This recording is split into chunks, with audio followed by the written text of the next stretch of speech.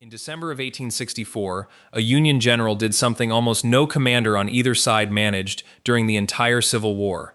He didn't just win a battle, he destroyed an army. In 2 days outside Nashville, Tennessee, he took the Confederate Army of Tennessee, a force that had fought for 4 brutal years, and broke it so completely it never fought again. He did this after his own commanding general, Ulysses S. Grant, had grown so impatient with him that Grant was actively traveling to fire him, mid-battle, for moving too slowly. His name was George Henry Thomas, and unless you're a serious Civil War historian, you have almost certainly never heard of him. What most people don't know is that Thomas never lost a single battle he commanded.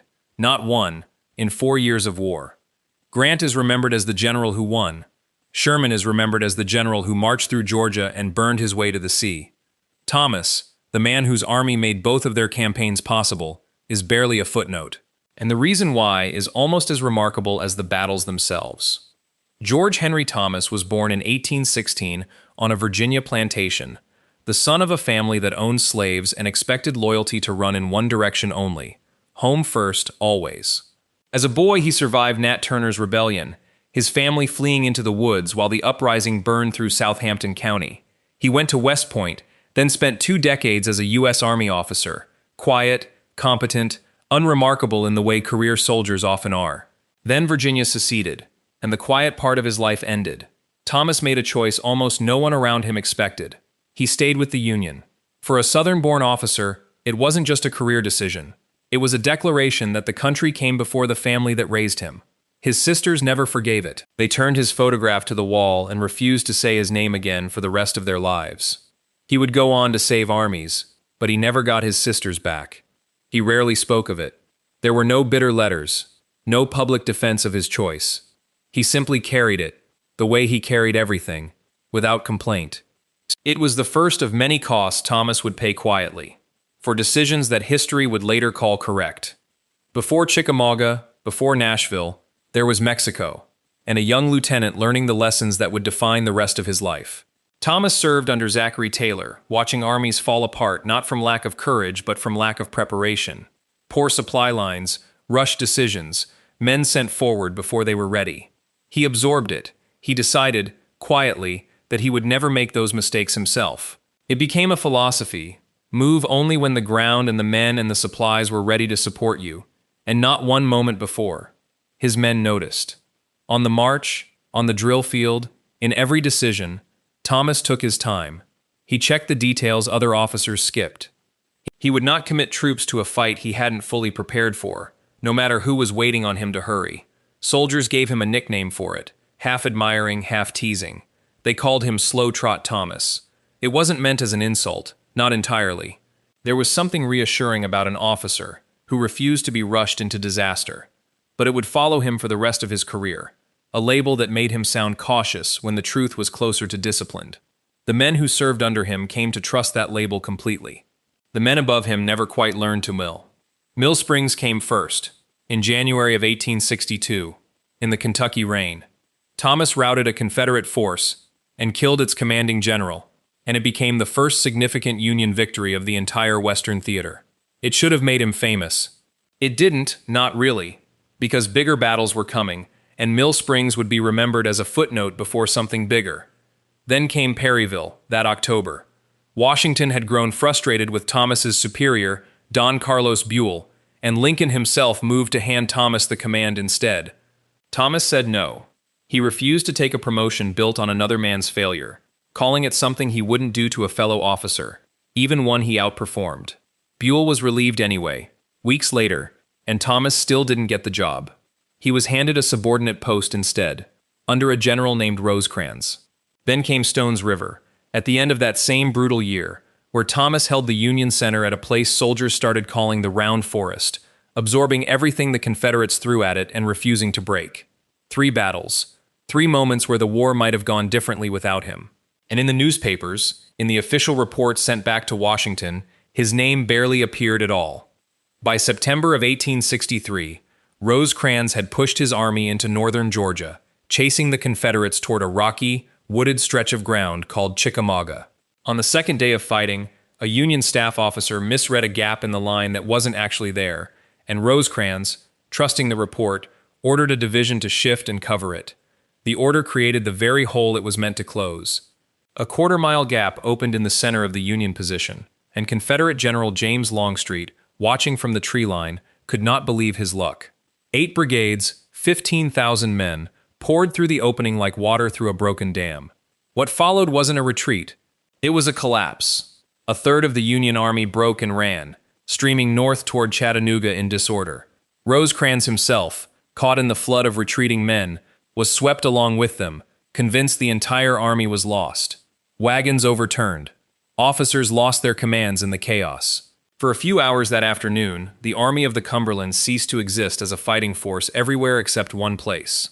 On a low, rocky rise called Horseshoe Ridge, one corps commander had not moved, and had no intention of moving, no matter what was happening everywhere else on the field. That man was George Thomas, and while half the Union Army streamed north in panic, he did the opposite of what panic demands. He gathered fragments of broken regiments, men separated from their officers, artillery crews who'd lost their guns' escorts. He pulled every one of them into a defensive line on Horseshoe Ridge and told them to hold. There was no elegant plan left to execute. There was only the ridge, and the men on it, and the Confederates coming up the slope again and again, wave after wave, certain that one more push would finish the job. It didn't. Thomas rode along that line for hours, absorbing musket fire close enough to hear it snap past him, refusing every suggestion that he pull back while there was still time to save himself. Ammunition ran so low that some units were down to the rounds in their pockets, then to bayonets, then to throwing rocks when even that ran out. Still the line held. By the time darkness finally gave him cover to withdraw in good order, Thomas hadn't just prevented a retreat. He had prevented the destruction of an entire army, buying the hours that let the rest of the Union force escape to Chattanooga intact. Soldiers who survived that ridge started calling him something new that night. Not Slow Trot. The Rock. It was the first time the nickname that would follow him into history was spoken by the men who'd watched him earn it. After Chickamauga, the survivors fell back into Chattanooga, and the Confederates did something almost as effective as a battle. They surrounded the high ground and cut off the supply routes.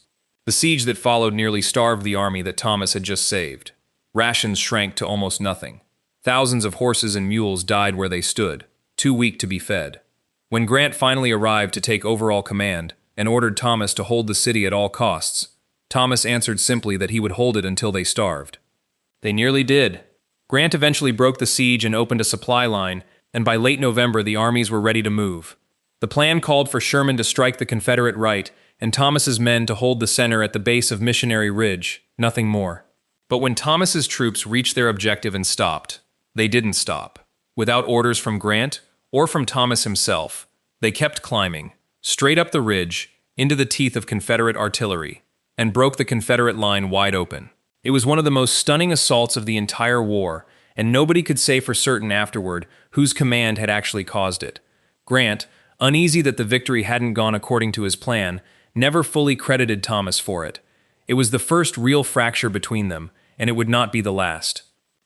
In the spring of 1864, Sherman set out from Chattanooga toward Atlanta, and the army that formed the backbone of that campaign was Thomas's, the largest of the 3 armies under Sherman's command, built from the very men who had held Horseshoe Ridge and stormed Missionary Ridge. Sherman got to design the campaign. Thomas got to make it work. Mile after mile through Georgia, it was Thomas's Army of the Cumberland absorbing the heaviest fighting, holding the largest section of every line, providing the mass that let Sherman maneuver his smaller armies around the flanks and claim the credit for outthinking the Confederates. At Peachtree Creek that July, Confederate General John Bell Hood tried to catch part of Sherman's advancing force off guard, and it was Thomas's men who blunted the attack and broke it, saving the campaign from a serious setback at its most vulnerable moment. Sherman's dispatches back to Washington read like a one-man show.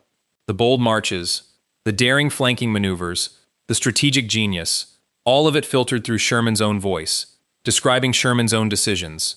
Thomas rarely appeared except as a supporting detail, the reliable subordinate holding down his section of the map while the real story happened elsewhere. It was becoming a pattern by then, one Thomas had lived through at Chattanooga and would live through again. He did the work. Someone else told the story. When Sherman turned east toward the sea that autumn, He left Thomas behind with the job of stopping Hood's Confederate Army before it could tear through Tennessee and reclaim Nashville. Thomas gathered his forces, men pulled from garrisons and depots across the region, many of them raw, some barely trained, and set about the same process he always trusted: prepare completely, then strike. Hood's army had already been badly mauled at Franklin, bleeding and exhausted outside Nashville. Every instinct in Washington said finish him now. Thomas said not yet. Ice storms had coated the ground, making any coordinated attack a disaster waiting to happen, and his cavalry still needed horses that hadn't arrived. He waited. Grant, watching from a distance, ran out of patience entirely. He drafted orders relieving Thomas of command and had a replacement officer already en route to Nashville to take over, convinced that slow trot had finally slowed once too often. Before that officer arrived, the ice broke. Thomas struck on the 15th of December, and what followed over the next 2 days wasn't just a win. It was annihilation. Hood's army, one of the last significant Confederate forces in the West, was shattered so completely it effectively ceased to exist as a fighting force. The orders relieving Thomas were quietly withdrawn. He had proven, one final time, that the wait was never hesitation. It was the whole plan. After the war, Andrew Johnson offered Thomas the rank of lieutenant general, a rank that would have positioned him to eventually replace Grant as general-in-chief. Thomas asked the Senate to withdraw his own name. He wanted no part of a promotion built on political maneuvering against the man he'd served under, even a man who had once nearly fired him. He commanded departments in Kentucky and Tennessee for years afterward, quiet, unglamorous work protecting the rights of freed people against a rising campaign of terror from the newly formed Ku Klux Klan, work that made no headlines then and gets little mention now. In 1869, he requested a transfer to San Francisco. He never got the chance to write his own account of the war. He died there on March 28, 1870, of a stroke, at his desk, in the middle of writing a reply to an article that had criticized his career. He had already told his wife what to do with his personal papers: burn them. He didn't want his life, in his own words, hawked in print. Some of his Virginia relatives still refused to attend the funeral, decades of silence outliving him completely.